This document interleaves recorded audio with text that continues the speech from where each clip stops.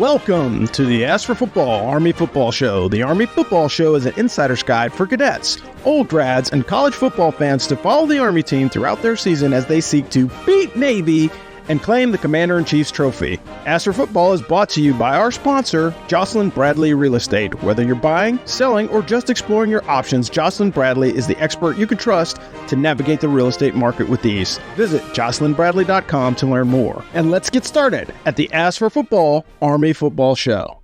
Friends, ESPN is reporting that Dwayne Coleman has won the job as Army starting quarterback. If you are a member of our Firstie Club, you are not surprised to hear this news. And in addition to this, we have also got real football this weekend. Yes, that's right. It is week 0. And everybody rejoice. I am your host, special guest host today, since half of our crew is unavailable. I am Dano E. Cabeza here in coastal Connecticut. I've got Rob, and Rob, I don't even know where you are, man. He's traveling. I'm in Augusta, Georgia, so I am crossing paths in a place where Omar just recently was. And we've got Omar in the great state of Oklahoma, like the musical. Omar, how you doing, man? How we doing, guys? Doing good.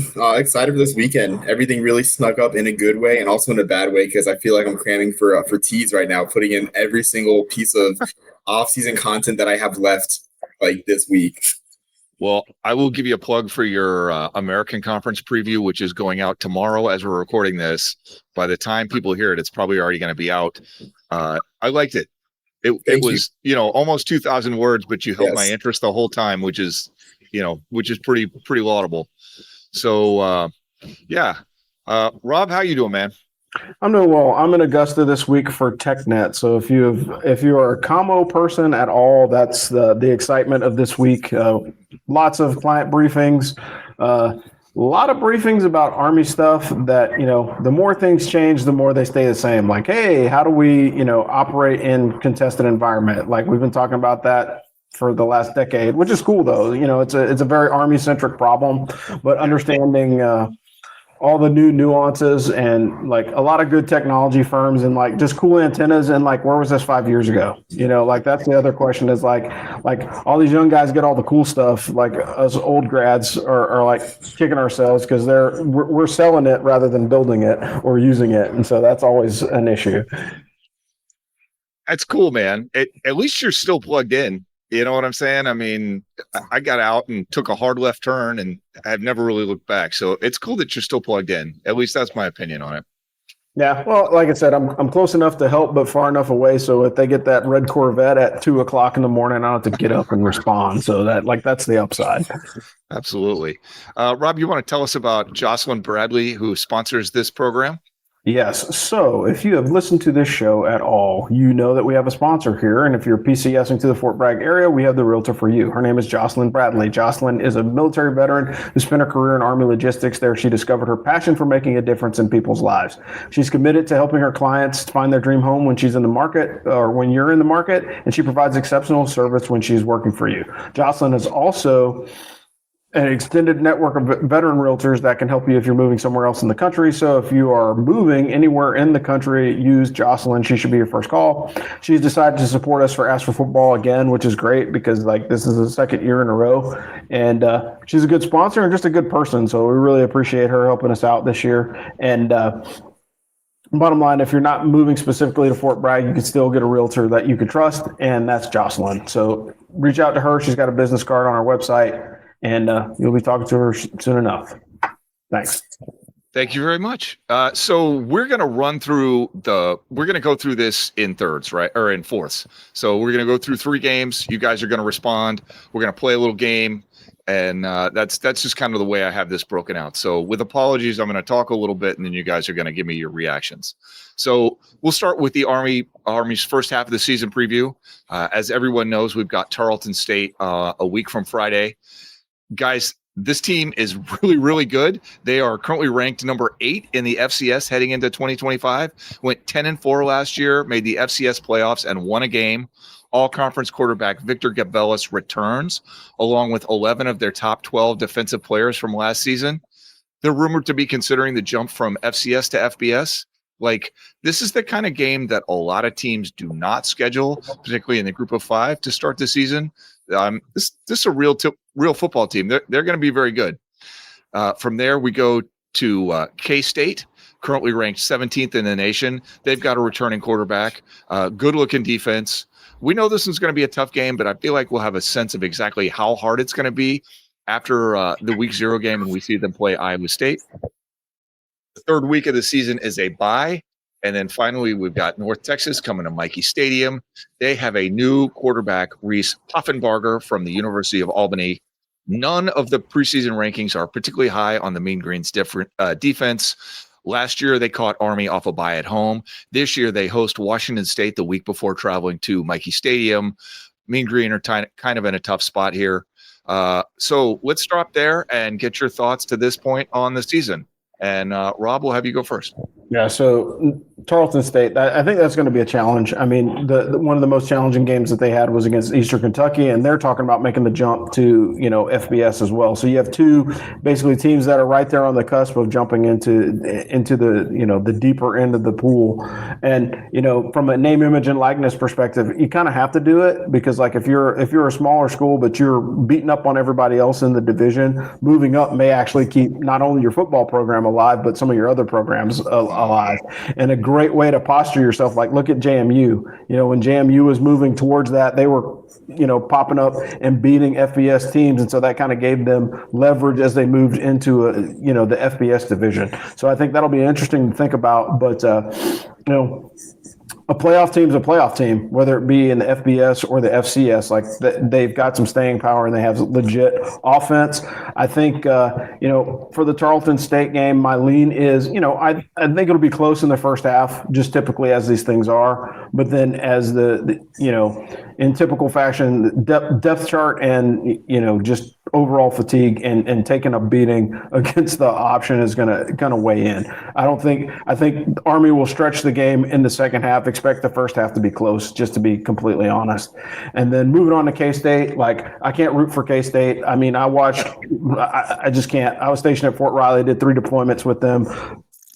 Not my thing. The Little Apple, though, Manhattan is a great place to watch a football game. Like if you ever get a chance to go, it's very, very similar to Michie Stadium. Plus the nightlife there is pretty good. So they have Aggieville, which is like the downtown area. That's very interesting. So like if you like to drink and eat wings, Aggieville is your place. I think Army has a chance early because it's K-State. They're trying to adjust. They have some unknowns in the receiver room. They have a quarterback that's kind of proven. He looks like he throws a little bit like Patrick Mahomes, like he can move and get the ball out while he's out of the pocket. But as far as all their other weapons, a lot of question marks in their wide receiver room, tight end position. So as far as being able to move the ball, we'll see. And again, in typical Army fashion, if they hold on to it, who cares what their quarterback is if the time of possession is like 48 minutes to 12. So I think that was a good one. Bye weeks are always good, particularly going to North Texas. Like I think we can flag this now that Army's in the American as one of their rivalry games.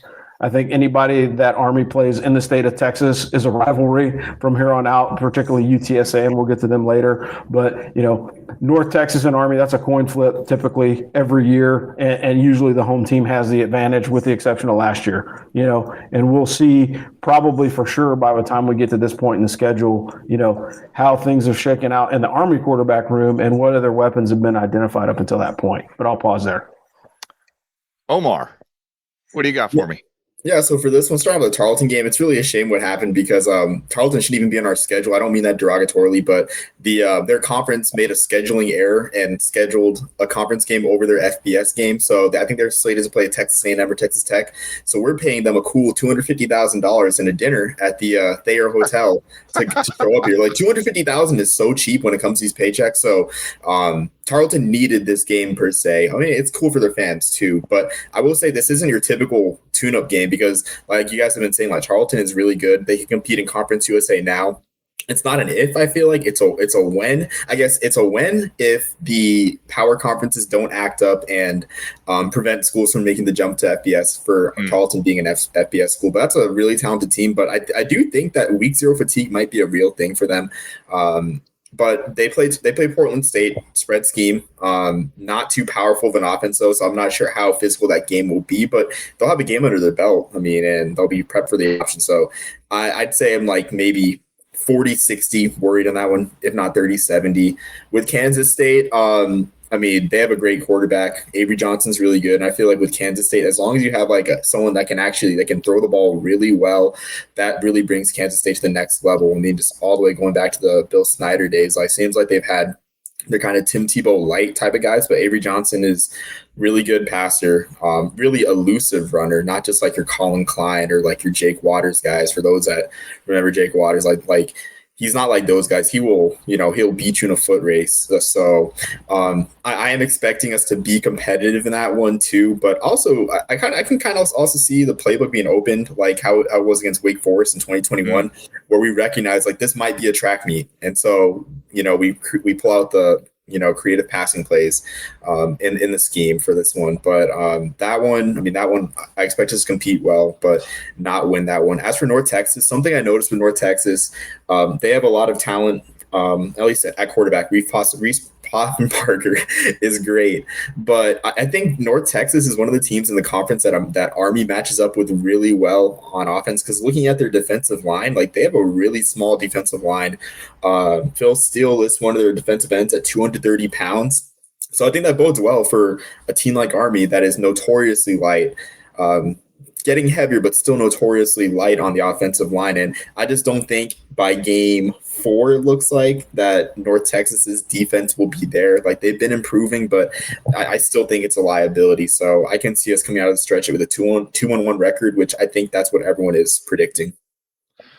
So I am nervous about this Tarleton State game as well. Early on in the preseason, like we were getting some vibes out of camp that didn't look particularly promising. And now just reading Coach Munkin's body language, he seems like he's calmed down quite a bit. And so with that, I feel a little calmer. And so that's good. I think it's good that Dwayne Coleman, like we know he's got this job, that the competition is over. Like we're solidifying behind our guy. And I feel like if they take care of business and it looks good in week 1 against Tarleton State, then I'll be confident. And if like it's off the rails and then they get smoked at K-State, then they've got a bye week. And like you said, a home matchup against North Texas team with, a sketchy defense, an unknown at quarterback, all these new weapons that may come together over time, but it's asking a lot to bring it together in week 4. That's going to work out okay if we're just, if the team is just not, if the Army team is just not looking right. So, yeah, that's my feelings on this, and I guess we'll see how it plays out. So moving on to the second quarter of the season, we are at East Carolina for that Thursday night game. Man, the Pirates look good. Caton Hauser's back. He's had a whole offseason to settle in as the starter. The Pirates have a lot of returning players on both sides of the ball. They could really make that next step, make that jump. Then we're at Alabama, Birmingham. This team went 3-9 last season.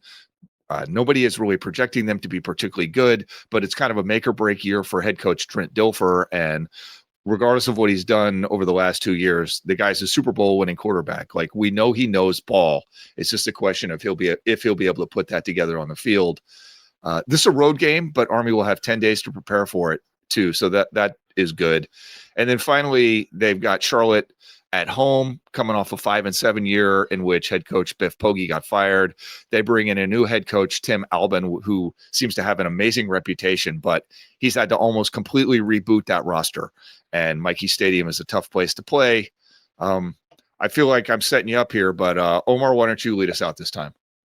Okay, yeah. So for this one, it turns out that Jake Retzloff might screw us twice, because the BYU game looks not as difficult. I mean, it'll still probably be a win for BYU, but I mean, it could be a closer game. And ECU, I mean, who knows if BYU even is a good team, and ECU just walks all over BYU on that on the week before against when they travel to East Carolina. So that's kind of the one thing, the added element that kind of worries me there, where it's like, I was kind of reassured in the fact that ECU plays BYU the week before. So that's going to be an emotionally charged game. A team that won, I think, 11 games last year, like a really huge moment for ECU that might become a moot point because of, the situation at BYU and the quality of team that they might have.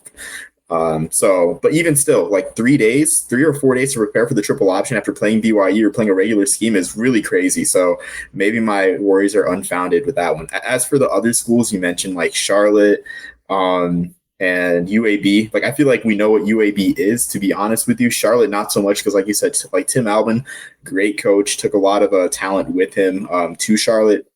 Not so much Marshall levels, but still a good amount of talent. But I just think like with a lot of the new coaches here in the American, their systems aren't installed yet. Like I guess aren't like entrenched yet. Like Army entered the conference and won the conference in their first year because we had an entrenched system. Like the new coaches, there's a lot of great new coaches that like which we'll talk about later on, like Temple and Tulsa. But with Charlotte too, like I just don't think the system's in place yet for them to really I guess make a run at Army this early. So I think this is a much needed stretch, especially after the ECU game where you have 10 days, like you said, to prepare for UAB. And that might even be a huge Army like presence game, just fan support wise. I mean, so it might not even be an issue with that being a road game. Rob?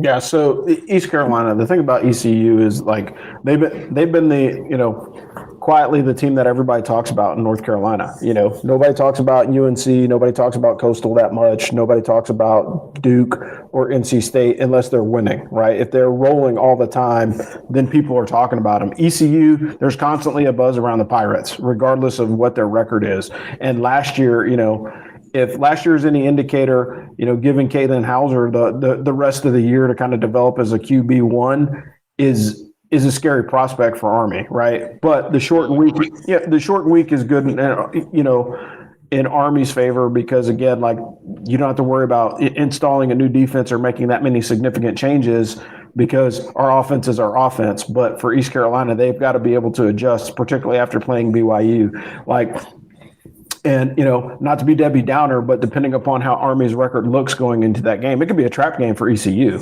right? Like that could be, the big emotional letdown after, like say, for instance, ECU goes to BYU, wins, right?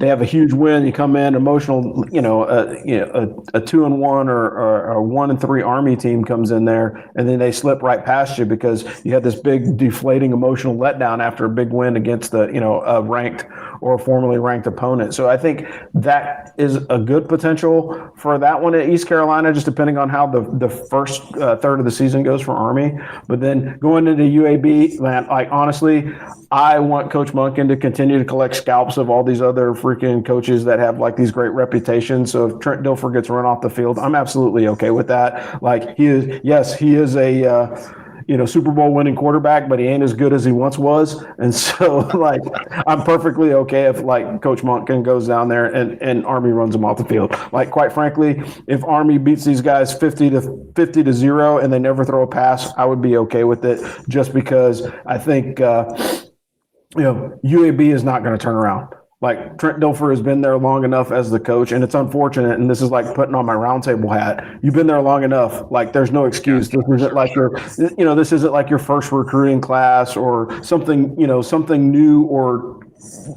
innovating that's interfering with your ability to be successful. Like maybe he just doesn't know how to talk to this modern age of players. And I think that's an age-old problem that anyone has, like dealing with people that are 20 years younger than you. How do you relate, particularly in the game of football at the college level, the way that it is today? And then UNC Charlotte, like I'm waiting for the home game next year. That's the most important game for me because I'm gonna go watch it in state. But the reality of it is like new coach, good reputation, but like again, you're bringing in all these players. Can they gel by week 6 or week 8? That's always a problem. Teams, that bought in a lot of NIL folks did not look good first half of the season, and then they started trending upward. And so I think Charlotte will probably be in the same place. Like their matchup at home against Army will probably be more competitive just because of the simple fact that they've had their system in place for a year.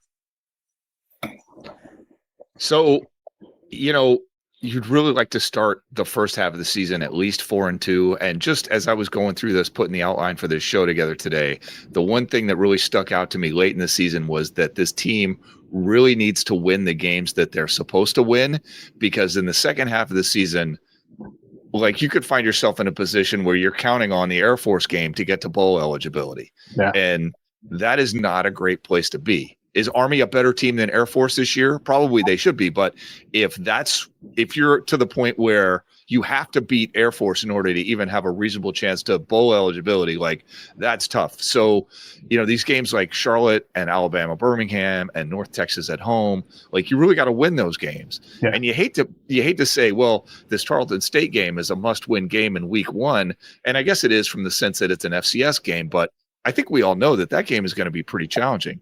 Like if Tarleton State played Charlotte, I think I might take Tarleton State. Yeah.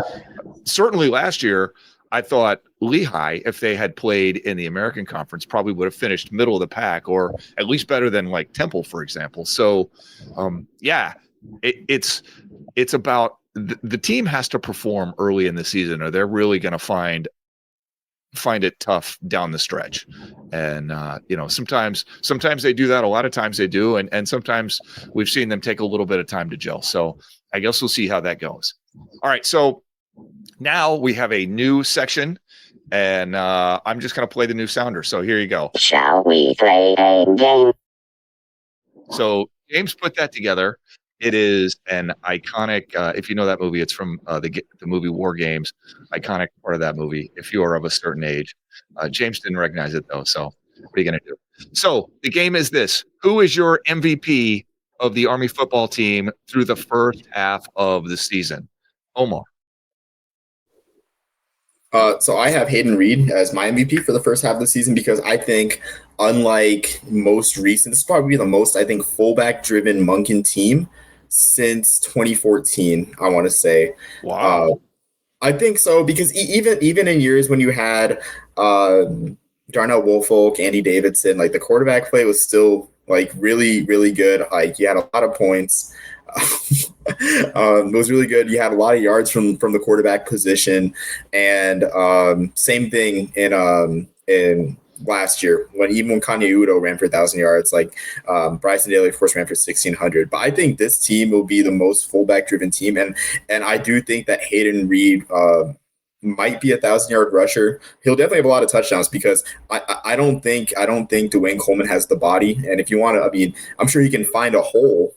Maybe has a nose for the end zone like Tyler, but I just don't think he has the build to be, constantly carrying it on 3rd and 2 or 2nd and 2 from the goal line. Like, so I can see Hayden Reed having upward of like 10 touchdowns, 900 yards at least, and being the team MVP and being that first team leader. So that's my team MVP.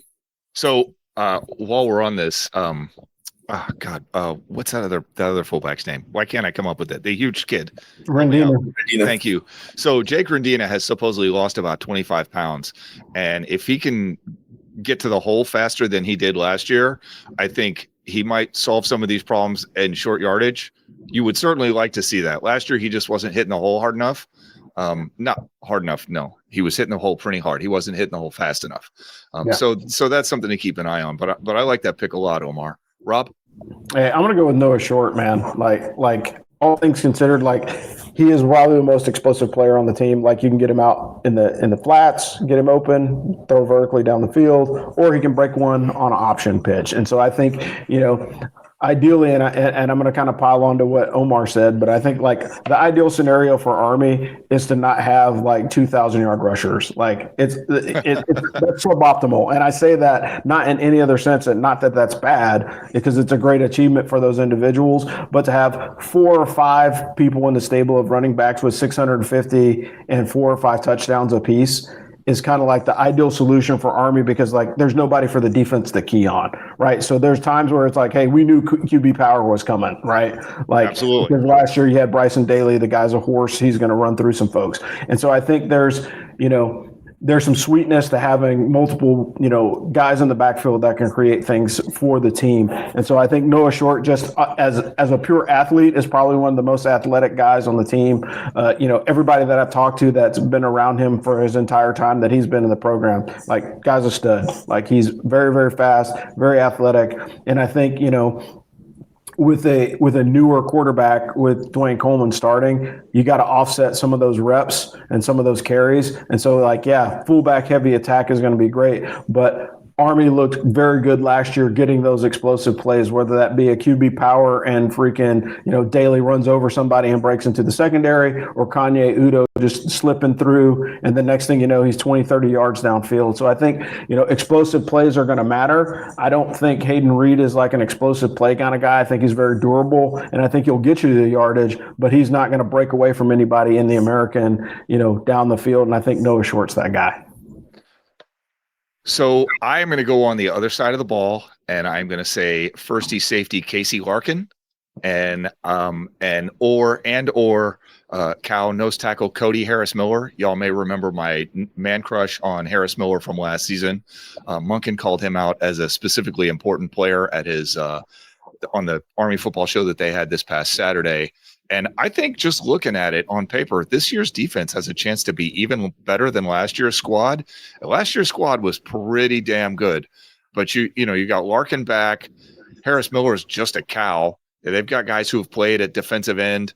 They've got both their middle linebackers coming back. Like, this is an experienced, tough bunch on defense. They should be really, really good. And they might need to be. We'll see how this Army offense goes, but I expect these guys might be on the field a little more this season without Bryson Daly to sort of eat up all those yards. So anyway, having said all that, if you have watched this show at all, you know that it is sponsored by Craig Oxane, area sales manager at the Money Store. Craig is a member of the West Point class of 1994, licensed to lend in all 50 states, but based out of Chicago. As you know, friends, Craig is one of the most successful VA lenders in the country. He's going to offer you super competitive rates, give you the best deal he possibly can. And guys, the mortgage process is confusing, right? We've heard rumors that interest rates might come down. They've been saying that since at least last season. You want to deal with somebody that's going to work with you and not some dude who's just trying to make a buck off you. You want to deal with somebody who actually cares, not a call center, not some random big box bank, minus website, get a mortgage from China.com. Like, this is not the plan. You want to deal with a guy who actually cares about you trying to get your mortgage and your house squared away. And as we've said before, this is how the Westport Network functions. Craig is helping us stay in business here at Azure Football, and we're trying to help you get the best deal on a mortgage that we possibly can by introducing you to the very man that you need to meet. Plus, Craig does not charge lending fees for veterans. That's a huge savings, like $1,300. Guys, save yourself $1,300. So, Craig Oxane, Vice President of Residential Lending, check him out. His link is on our website. Omar has dropped off the call for presumably some kind of internet reasons. Hopefully he comes back, but if not, it's just going to be me and Rob going on. And I guess it's time to go into the second half of the season. So we start off that second half of the season. The seventh game, I'm not exactly sure which week this is at Tulane. And, we always know Tulane is going to be a good team. And then I read Omar's preview of the American Conference this year. And, dude, this looks like a really great team, right? They got that quarterback, Jake Retzloff, whatever his name is, in from BYU. He's outstanding. They got to replace Mekhi Hughes, who was an outstanding running back last year. They return about half of their production on both sides of the ball. This team is really good, and they were really, really good against the run last year. Now we got to play at Tulane. Like, that's a game that you don't want to have. It'd be awesome if they can win, and I think if Army can get that win, maybe we're talking about American Conference Championship again. I don't know, but you don't want to have that one. Then after Tulane, you've got the bye. Then they're out at Air Force. The Air Force team is a mess, but they were a mess last year up until the Army game. And then they had that bye, switched quarterbacks, figured out what they were doing, essentially rebooted their offense. And, they played well at Army, even though they lost. And then they went on to win their next 4 straight. Like that, I hesitate to call them a good team, but they were way, way better in the second half of the season last year than they were in the first half. And I expect we might see that again. And then finally, you've got the third game in this quarter, which is the Temple Owls coming to West Point. New head coach, Casey Keeler. They returned a decent amount of production, but off a bad team in 2024, plus a new head coach, new system. Again, they might get it together, but that is just a very tough ask, in my opinion. A lot of teams couldn't pull that one off last season. So, Rob, tell me your thoughts here, and we'll see if Omar can get back with us. Yeah, the difficult part that is always difficult really when you start looking at it later in the season. It's where's Army playing, right? If they're playing at home, advantage Army. Like Mikey Stadium is just a tough place to travel to and play, right? For some reason, like Coach Monken has cracked the code on winning at home, which is great, right? And so I think that's a good thing. But playing Tulane at their place with a new quarterback that's already a Heisman Trophy guy, right? They were talking about this kid in the offseason, being a Heisman Trophy candidate at BYU. Things happen. He moved on, went from a more conservative place to a more liberal place. So now he's in New Orleans. It would probably fit his personality type a little bit better. Hopefully he parties way too hard before that game. But, Army has their work, Army has their work cut out for them playing Tulane. Plus, like it's college football, man. Like if I'm Tulane, I kind of have a little bit of a mean streak because I lost the American championship. These guys are coming into my backyard to beat me up. Like I'm going to try and take them out. And oh, by the way, again, depending upon how the season goes, like this could be one of those must wins for Army. Air Force, again, like this, you could be cliche and say, hey, like you throw, records out the window because it's a rivalry game. But like, how many times have we seen that? Like, there's no way that Army's going to go in and beat Air Force and they beat them by like 25 points. Right. Yeah. Or, it's like, oh, Army's struggling this season. They smash, somebody that they're not supposed to. So I think this will be a good game. It really depends on, what their offense looks like. They don't have a Brad Roberts, like a standout fullback like they had in years past. And so like, that's the thing. And I know that there's probably a guy that's ready to step up and replace those guys because in typical fashion, like Service Academy's always developed the next man up. But, depending on how Air Force goes, I think it's just going to be a tough game at their place, and I think the stadium is open now, so they aren't even playing at Mile High. So there's really nothing compelling about that matchup except for Air Force to try and get a little bit of revenge on Army again. Anytime when Army comes in their place, especially after the season that they had last year, I think everybody's on their kind of revenge tour to get some payback for the beatings that they took last season. Temple, I mean, it's Temple, man. You feel bad. Like you have a kid as talented as Kurt Warner's son, playing there a couple of years ago. Now he's gone. Now you got all these other people moving around, new coach, and in the era of name, image, and likeness, how many of those guys that got recruited from the previous guy are still on the team? I haven't deep dove into it yet, but like typically what happens is, coaches like, hey, you see all those lockers over there? They ain't going to be full tomorrow because we're going to ask these guys. We're going to encourage them to transfer, right? We're not going to run them off, but we'll give them, a little nudge out the door just because, a coach needs to build his team. And I think Temple's very beatable. One, it's, early in a new coach's career, they're they're playing in a place that's not far away, so like the advantage is not having to travel, too many hours to get to West Point, but I just don't think it'll matter when they get to Mikey Stadium because like playing Army at home when you're already weak and wounded is not a recipe for success. Omar, what do you got for me, man? I see you got actual notes on the Air Force game. So just interesting because I actually am kind of high on Air Force this year, at least to make a bowl back, Okay. Last year was dreadful. I will say though, like Quentin Hayes, like leaving the program was just like out of nowhere. So that definitely hurts a lot. And best case scenario for us, like Air Force has trouble at quarterback and they have to play 245-pound former fullback Kemper Hodges at quarterback. That would be something interesting to see because according to Phil Steele, they had a fullback taking quarterback snaps after Hayes left. So would be interesting. But I do think Air Force will be more competitive, and the defense was actually really, really good. Actually, not really, really good, but pretty good last year. Like they had some like really good moments against Oregon State. Like I think they shut out Oregon State or beat them 28-7. So that one is going to be a rock fight. I mean, there won't be any, Zach Larry eating too much popcorn and turn the ball over 6 times like in 2023 or like last year too, where he pulled away at the end. I honestly think this will be a rock fight. Don't hate it. I expect a rock fight too, but they might turn it over 6 times. Like their quarterback, there's the guy that they think is going to be a quarterback has played 1 start. He's got 48 snaps in his collegiate career. Now he should get it together by November, but that's like half of what Dwayne Coleman has. It's insane. Yeah. Well, I mean, it's a tough ask, particularly in Service Academy football, right? We've seen this time and time again, like the quarterback position, particularly for a triple option team.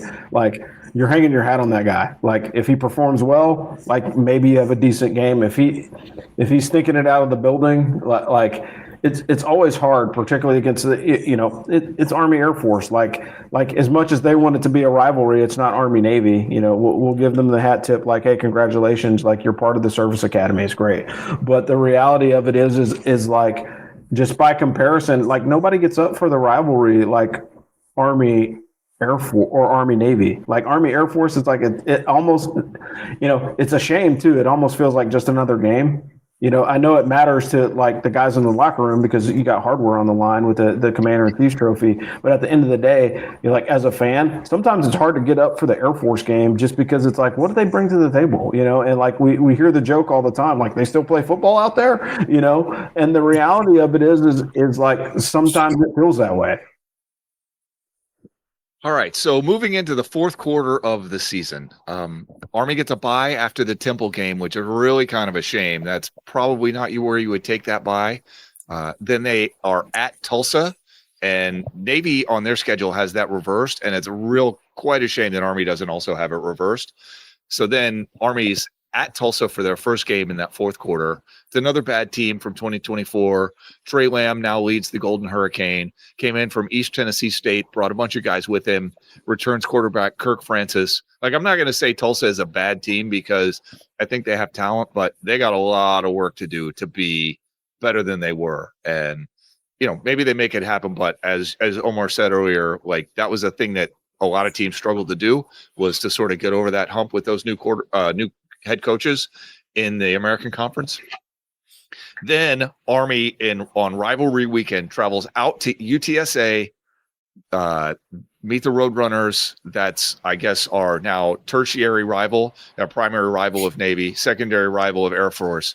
And I guess the Black Knights' tertiary rival is UTSA. This will be the second year that the Black Knights have played them on rivalry weekend. I know I love that game. I probably love that game at least as much as I love the Air Force game, if we're being honest. And dude, this Roadrunner squad is good. Like, they are legit. They return a lot of players off of what was a pretty good squad in 2024. Last year in 2024, they had the problem that everybody had. They brought in all these transfers. They were slow to gel. They couldn't figure out if they wanted quarterback Owen McCowan to be the guy. And then finally in the second half of the season, they put it together and went on a run. So now they kept that team together. Owen McCowan is definitely the guy. This team had an excellent rushing defense in 2024. And oh, by the way, they play terrific football at home. They've lost like 2 games in the Alamo Dome since 2021 or some crazy thing like that. And it's insane because I think one or maybe both of those were losses to Army. So, yeah. I mean, I'm super looking forward to this game, but if you're UTSA, you've got this one circled in highlighter. Like, you want to win this more than you want to draw breath. And then finally, Army Navy, we've talked about Navy. Navy looks good. Omar wrote, 5 paragraphs about how good they're going to be for tomorrow's article. I mean, I wish it wasn't true, but it is. They look really, really good. We'll see if they can match Army's performance from last year and get to the American Conference Championship game. They really don't have any excuses. So, I earlier had said that I think it's either going to be UTSA at Memphis or maybe Navy at UTSA, something like that, for the American Conference Championship, and I'm still kind of sticking with that. So, Rob, why don't you tell us what you think about this last section of the season? All right, so the last section of the season, like, Tulsa is a beatable team. Again, like, they're, I hate to say rebuilding, but like it's like remanufacturing. You're not rebuilding anything. Like, they're starting from square one for most of these teams, just because with all the transfer, NIL, and new coaches and everything like that. I think Tulsa's beatable. I mean, Trey Lamb is a good coach. He brought a whole bunch of folks with him, but like, we'll see. I think Army is the more talented team, like, for sure. I think it may be it's a manageable game. Like, UTSA, like, that one's a nightmare, right? Like, that is a more exciting rivalry, like you said, Dano. I think that's more exciting than Army Air Force sometimes, just because I know how competitive that contest can be, right? Not to say that Army Air Force is not competitive, but it's like, if you go to the Alamo Dome and play UTSA, somebody's going to get smacked in the mouth. Like we know that's going to happen. It's going to be a tough football contest in a very, very old school kind of way, right? I think you have a contrast of styles. It's like striker versus grappler in the UFC. So you got Army that's going to run the football, and then UTSA, which is going to air it out, and it's going to be like which team makes the costly mistake. Who turns the ball over, puts the ball on the turf, or whatever, and that usually becomes the difference in that ball game, with few exceptions. I mean, what was it 2 years ago when Army went down there and beat them up pretty bad in their own place? Now they're trying to, haul that stuff back. You know what I mean? Like rebuild and beat but again, unfortunately, who doesn't want to beat Army? That's the hard part, right? Especially if they're the returning champions coming to your place. I think UTSA and Army, without any freaking research on this, but anecdotally, I would say UTSA and Army probably have the best records at home in the American Conference for the last decade. I would put money on that. And then, of course, Army Navy, it's they're the Squids, man. As much as we don't want to give them any props at all, right? We know Horvath's going to be good. This is his third year in the system, right? The kid is he earned the starting slot a couple of years ago, and he's going to keep it until he either graduates or, they make him a December grad and he can play a fifth year or something like that. Because I would not be surprised for that trickeration. But at the end of the day, man, a lot of the internet freaking college football nerds are saying, ceiling for Army is 11-1 and the floor is 8-4. And I think that's reasonable. I've heard a lot of people that, are the college football nerds that actually are into the statistics, looking at the numbers and looking at previous records and previous experience. And so that's the range that I've heard. I've heard anywhere from 11-1 being K-State being the only black eye to 8-4 with varying different teams win losses. And 8-4 is a respectable season. I think, Army fans, after coming off of last year, I don't think a 10-win season is probably the only thing that's acceptable.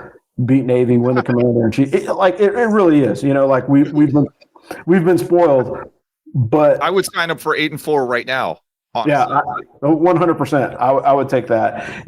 Because we've been in these, we've had seasons where the schedule looks almost perfect and we end up 6-6, right? Yeah, and don't go to a bowl game. And I think that's the worst possible scenario. Is 6-6, no bowl. That is the bottom of the barrel, and I don't think it's going to happen. That's unacceptable. But that's that's actually some things that we've seen with the way that the schedule was shaken out before. They should roll through these guys. What? How do we lose to UConn? So it's difficult to gauge, but I think I don't want to go into the Army Navy game being whether or not that decides, if there's more hardware on the line or a bowl game. So that's it. Omar, tell us why Tulsa is secretly going to be a good team.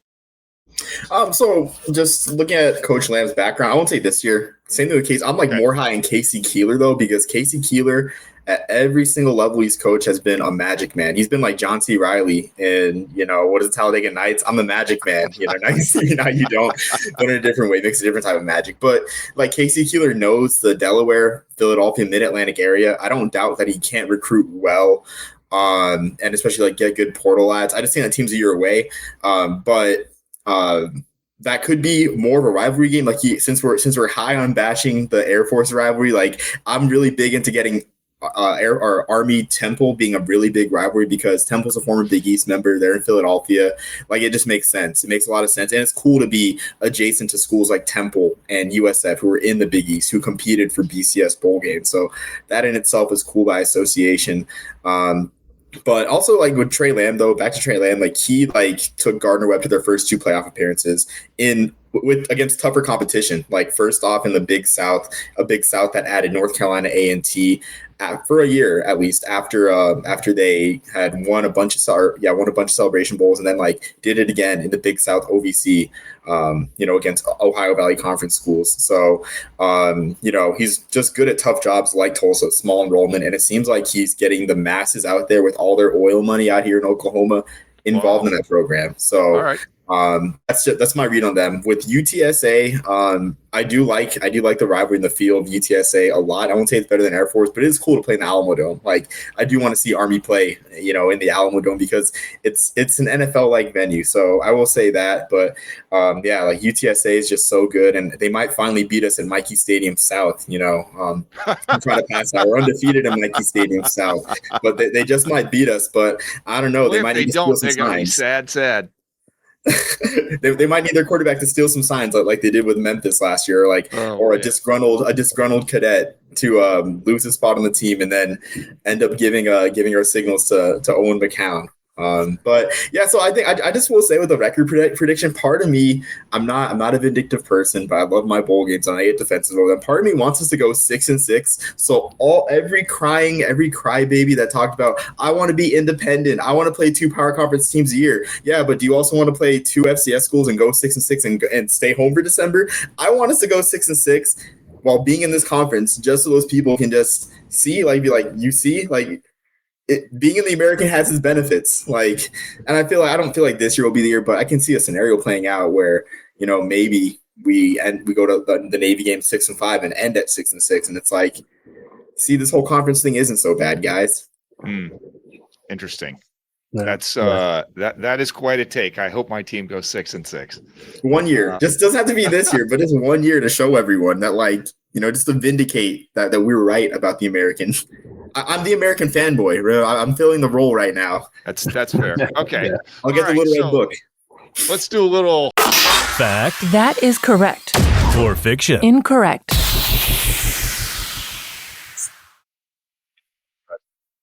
All right. Fact or fiction? Army wins at least 8 games. Vegas set the betting line at 7.5. I know what Rob is going to say. Omar, what do you got for me? I think fact, honestly, because even like Robin and you were saying, Daniel, even in the worst scenario, I can see our only slip ups being Kansas State, Navy, Tulane, and then UTSA. Even UTSA is a bit of a maybe too, because still it's a very competitive game and they have a lot of talent, sure, but they also only have 2 returning starters on defense at the same time. So even in the worst scenario, I see us winning 8 games, honestly, and reaching the over. So I think that's a fact. I guess I'll go fact agreement, but I am pretty nervous. And until I see Dwayne Coleman operating the offense and, working his way through traffic against starting defensive, players, not in the fourth quarter of a game where the team has already been shellacked, until I see him sort of doing the thing, I guess I'm going to be nervous about it. I was saying, when you're, this is kind of a deep cut, so with apologies, but when you're doing the military decision-making process, you lay out decision points, right? And I know you guys are like, oh my God. And I'm the one who's been on the Army forever, but I really do find myself thinking this way. So you lay out these decision points, and I feel like that's kind of where the season is, right? So we've got this first game, and depending on how that goes, we're going to have some ideas. And then you've got this North Texas game, and there's 12 games on the schedule, but there's a handful where I'm really looking forward to seeing the decisions and getting a better sense of how I feel about the team. So I'll say fact, but it's a nervous fact. Rob? Yeah, so fact or fiction, Army has 3 750-yard rushers this season. I would like to know what they normally have. So if you look at last year's stats, you had 2,000-yard rushers and one that had 569 yards. So it's possible, if you got a little bit more distribution, but when you look at the disparity in carries, so Bryson Daly had 310, Udo had 179, and then Noah Short had 75. So if Noah Short had 100 carries, he probably been close to 700 yards. Yeah, I think it's tough, right? I could easily see Noah Short having a really good season, and you would like for Hayden Reed to have a really good season. And so there's 2. So do we think Dwayne Coleman is going to also pick up 750 yards? And I guess if he doesn't, then that kind of sucks for the Black Knights. So I guess I'll say fact, but when was the last time an Army quarterback had less than 750 yards is probably also worth asking. I mean, Coleman is not a big guy, but he has decent speed. and he's kind of elusive.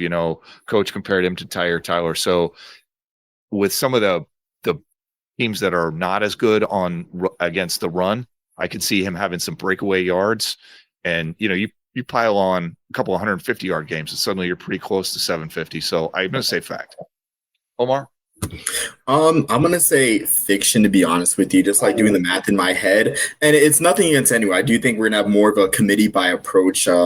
Maybe I guess in the fullback, because actually I think that quarterback and fullback will have more than 750. I'll say that. I just think the slot back distribution will be more of a by committee, because if you just look at some of the options we have at the slot back position, Samari Howard's experience, Noah Short, of course, right? We talked about Noah Short, but also I like some guys that people aren't talking about as much, like Lloyd Benson. Like, we know he's explosive. He returns kicks and punts. Doesn't have the highest average, but obviously he has some explosiveness because he's the guy for that. I mean, and also too, I'm going to keep singing the praises of Zach Mundell after that kick return against Boston College in 2023. I'm going to keep doing it. So there's a bunch of good slot backs that I can kind of see distribution going. Hayden Reed, 1,000 yards, Dwayne Coleman going 700, 600, Noah Short, 500. And then we get some guys like Lloyd Benson has about 30 carries for 270 yards, 260 yards, 8 yards a carry or whatever. Zach Mundell has 200 yards himself. Same thing with Samari Howard getting in the mix. So I do think that the offense will have kind of a more wide open look, I think, because of how good of a passer Dwayne Coleman is. I think he kind of reminds me, honestly, maybe not from a size comparison, but of a Christian Anderson with the skill set. Yeah. No, I think that's a good one. I agree with that one. So I will just say Lynn Fern has a little crush on Zach Mundell. She must text me about Mundell more often than any other player on the field. She got a little thing for him. So, and I hope she doesn't get mad at me saying that, but she is in love with his breakaway ability and his nimbleness in traffic. So, she would definitely agree with you there. That kick return, I mean, I'm telling you, lives rent free in my head. Every time I play college football 25, I go on the depth chart. This is nothing against Dwayne Coleman, but I switch Zach Mundell from QB 4 or 3 all the way up to 2, just in case. All right, and Omar, you're last up. So I guess I'll change, to be honest with you. We all went rushing. So fact or fiction, an Army receiver will catch more than 30 passes this year. Ooh. Casey, this year we had a good year throwing the ball, of course, with Bryson Daly breaking 1,000. But even still, Casey Reynolds only had 20 catches, and that was enough to end him in an All-Star game. I'm glad that the Tropical Bowl supports the troops, because any other school puts out a guy with 20 catches, they're not going to an All-Star game. But I think 30 catches, I think that's a good benchmark, I guess, to spice things up with a fact or fiction. Ooh. That's a good one. Okay, so I thought Liam Fortner looked really amazing during the spring game. Like I agree, Casey Reynolds was the best receiver we've seen in a while. And I was worried about it until I saw Fortner play. And then I was like, where the hell has this guy been? Because holy shit, he is a good athlete. So I don't know if he's going to get 30 catches, but I'm just going to say fact, because I think Fortner has a really good season. You got a quarterback who's going to have to throw a little more often. And if they don't make that work, nobody thinks Dwayne Coleman's going to be running dudes over. So they got to come up with another way. And I think Fortner's is the way. But, that's just my opinion. So I'm going to say fact, caveat, but yes, give it to me. Unlikely as it might be. I'm going to say fiction for the same reasons why Omar doesn't think that we're going to have multiple 750-yard rushers. I think they're going to spread the ball around, right? If Dwayne Coleman's arm is as good as, advertised, they're going to throw a little bit more, right? We're going to throw when we want to rather than when we need to, and I think that's going to create more opportunities. So I think you're going to see a little bit better ball distribution, both on the passing side as well, right?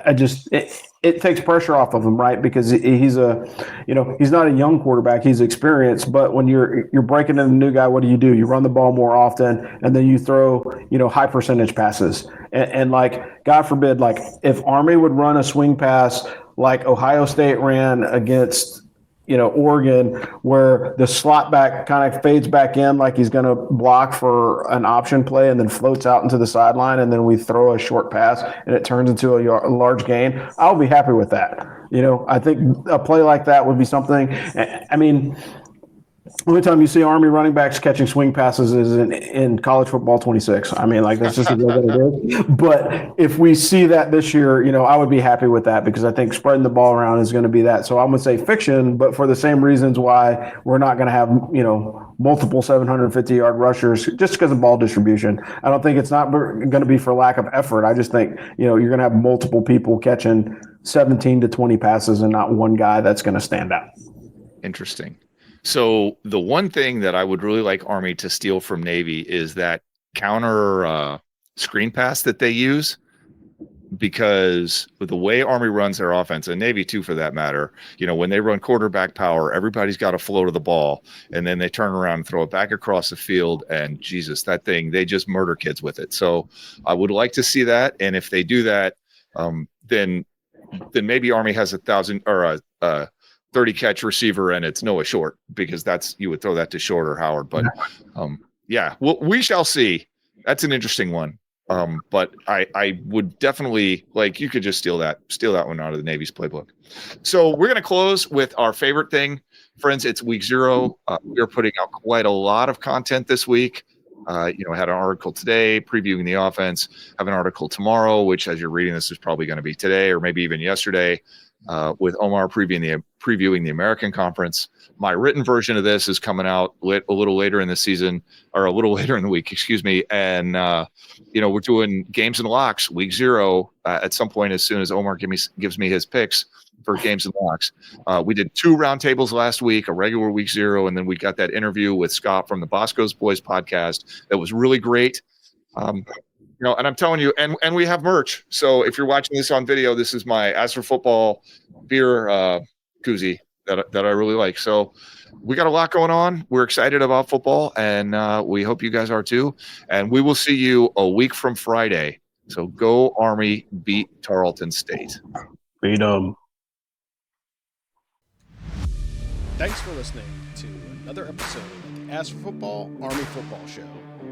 Big thanks to our sponsor, Jocelyn Bradley Real Estate, for supporting us and the Long Gray Line. If you're looking to buy or sell a home, reach out to Jocelyn. She's got your back. Don't forget to like, subscribe, and share the show with your friends. And as always, beat Navy.